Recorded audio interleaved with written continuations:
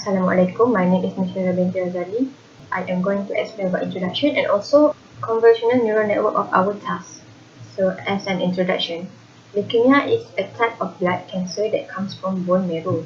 There are two major types of leukemia, which is acute leukemia and chronic leukemia. In this task, we were supposed to investigate about acute lymphoblastic leukemia or ALL. Lymphoblasts are immune cells that usually differentiate to form mature lymphocytes. Mature lymphocytes are found in the bone marrow, but in acute lymphoblastic leukemia, lymphomas develop uncontrollably and are found peripheral numbers in peripheral blood. In this task, we were investigating about, as shown in this slide, here is white blood cell classification. White blood cell consists of two main cells, which are granulates and also non-granulates. In this class, we were investigating about this lymphocytes, which is non-lymphomas and also lymphomas. We are going to investigate the cells in this section. Usually, the NN models consist of convolutional layers, which is first layer to extract features from an input image. Next is stripes. Stripe is the number of pixel shifts over the input matrix. And then padding. Sometimes filter does not fit perfectly the input image. We have two options. First is zero padding. Second is we drop the pad image which does not fit. Next is ReLU. The purpose of this is to introduce non-linearity in the convolutional network. Next, pooling layer. Pooling layer is to reduce the number of parameters when the images are too large. Pooling layer consists of max pooling, average pooling, or sum pooling. And lastly, convolutional neural network consists of fully connected layer. In this part, we flatten our matrix into vectors and fit it into a fully connected layer like a neural network. However, in this task, we are using VGG neural network. VGG addresses another very important aspect, which is that VGG network consists of 16 convolutional layers and is very appealing because of its very uniform architecture. By now, we have noticed that CNN were starting to get deeper and deeper. This is because the most straightforward way of improving performance of deep neural network is by increasing their size. VGG has 13 convolutional and 3 fully connected layers. This network starts more layers and use smaller size filters. Assalamualaikum warahmatullahi wabarakatuh. I am Farhan Hasan. So today I will do some demonstration for our assignment 2. So basically we provided with 130 image of lymphoblast cell and 130 image of non-lymphoblast cell. So we need to validate all this picture by using Google Colab. So for the first task, we need to separate the picture by 70% of the image we put at the training folder, and 30% of the picture we put at the validation folder. So for the training folder, we have both lymphoblast folder and non-lymphoblast folder, which consists of 70% of the picture. And then for the validation also, same, we have lymphoblast and non-lymphoblast folder, which consists of 30% of the picture. Next, I will show the demonstration for the by using convolutional neural network without using any pre-trained model without VGG. So for the first step, we need to connect the Google Colab with the Google Drive, and then we set the directory of our Google Drive, and we need to set the path of our folder so the Google Colab able to detect all the picture that we want to train. And then the step 4, we use CNN model without any pre-train. It is consists of first convolutional layer, middle convolutional layer, and last convolutional layer.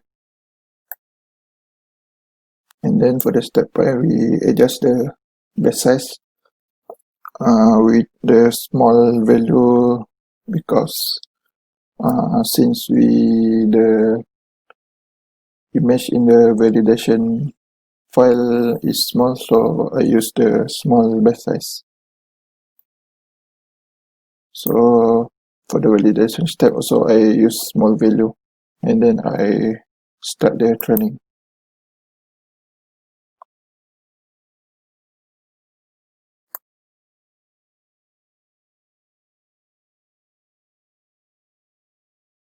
I do for the first part is by using 20 epoch, and the step for epoch I use 10 step. So I will plot the outcome. So as you can see, this is the outcome for the model that we did not use any pretrained model without VGG16. So the training we able to get 100%, but validation there have some lost data. So next I will show the demonstration by using pretrained model with VGG16. So same as the first part, we need to connect the Google Drive and the directory of the folder. And then we construct pretrained model with VGG16. VGG16 we have 16 layer of convolutional layer. So for the step 5 also I use small batch size because the validation folder have a small number of picture. And then I start the training. Also same, I use 20 epoch, and step 5 epoch I use 10.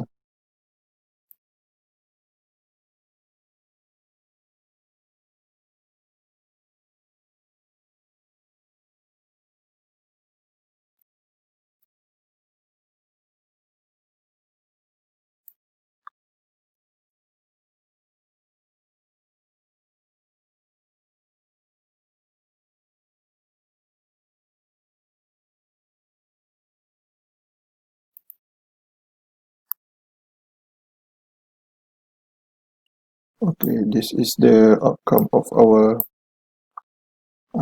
model by using pretrained model with VGG16. As you can see, the training we able to produce 100% accuracy, and the validation as compared by using without VGG. For the pretrained model, we able to reduce the loss for the validation. So as you can see, by using VGG model, able to produce better accuracy result for the training and validation accuracy. So I will explain in detail for the result on the next slide. So I will explain for the result of task 1. So this is the outcome that we can produce for the task 1. This is the outcome by using without pretrained model, and then this is the outcome by using pretrained model by using VGG16. So VGG16 refer to the its shape of pyramid, where the bottom layer closer to the image is white, while the top layer are deep. So the classification of the image with pretrained model with VGG16 have better accuracy than the model without pretrained. If the training and validation accuracy have the high value, as we can see 100%.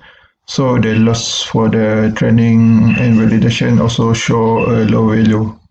So for the 100% of accuracy will be show 0% of loss. So VGG16 comprise subsequent convolutional layer accompanied by layer of pooling so that the layer become more narrower. VGG16 also has stacking multiple convolutional layer with small kernel that can improve effective field efficiency of the network. So I will continue for the demonstration of Google Colab for task 2. So for the task 2, we are required to verify the image that are cause and error, so that by using observation, by using naked eye, we sort the image that have in the training folder and validation folder. So in the training folder, if there has any non-lipoblasts cell in the lipoblasts folder, we will move to the picture to the non-lipoblasts. Same goes to the folder non-lipoblasts. If there any cell of lipoblast cell, we will remove from this folder and put at the lipoblast folder.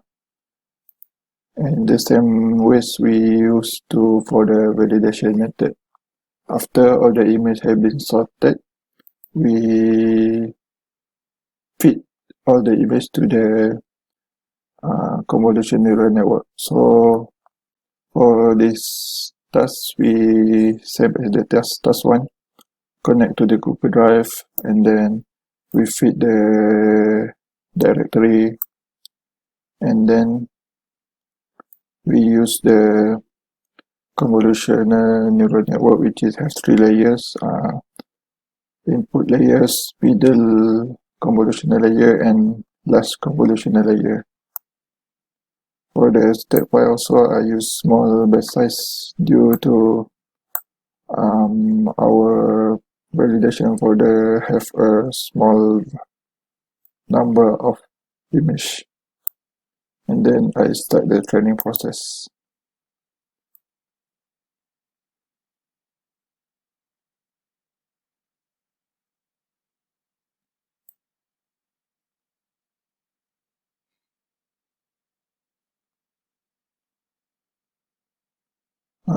This process will be the input will be random their initial weight, so the outcome will be different every time we training the model.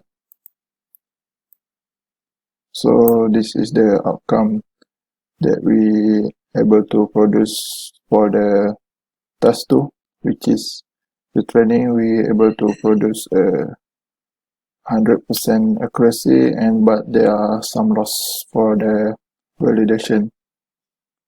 So I will explain in detail for the outcome that we able to produce in the next slide. So I will continue to explain the result of task 2. So before the training for the task 2, we need to verify the image that cause an error, so that all the image in the training and validation folder was sorted by using naked eye. So as you can see the different of lipoblast cell and non-lipoblast cell. The cell can be differentiated by observe their shape and color of the cell. So the lipoblast cell have a circle shape and dark purple, and the non-lipoblast shape have a irregular shape and the color is lighter than the lipoblast cell. Then after the image have been sorted, all the image fit to the scene and model. So this is the result of the training. After all the sorted email was fed to the CNN model, the outcome of the training show a better accuracy for training and validation. This is because the training can detect the correct image based on their classification, which is lymphoblast cell and non-lymphoblast cell. The training and validation loss also able to be reduced. So we can see the training accuracy have the 100%, and there have some loss for the validation accuracy. So for the loss of training and validation, we can see for the training we have 0% of loss, and there are some loss for the validation. So that's all for me. I will pass to my friend to explain for our conclusion of this assignment 2. Thank you so much. Based on the findings of both tasks, we can conclude that there are two ways to improve the accuracy of the result of ALL detection based on CNN model. The first way is to simply train the dataset with a better tuned CNN model. Okay, in task 1, first we train the dataset with a regular CNN model which is not pre-trained, and we compare the result with the same data which is trained with a pre-trained model which is at model VGG16. The VGG16 model produces a more accurate result. Alright. The second way to improve the accuracy of the result is to input the CNN model with a more accurate data set. In task 2, we use the same regular CNN model, the one without the pre-trained version, and we train it with training data set that have been verified. So the result from the task 2 give more accurate result as compared from the training from the task 1. So this shows that this prove it. Okay, that's all for me. Thank you.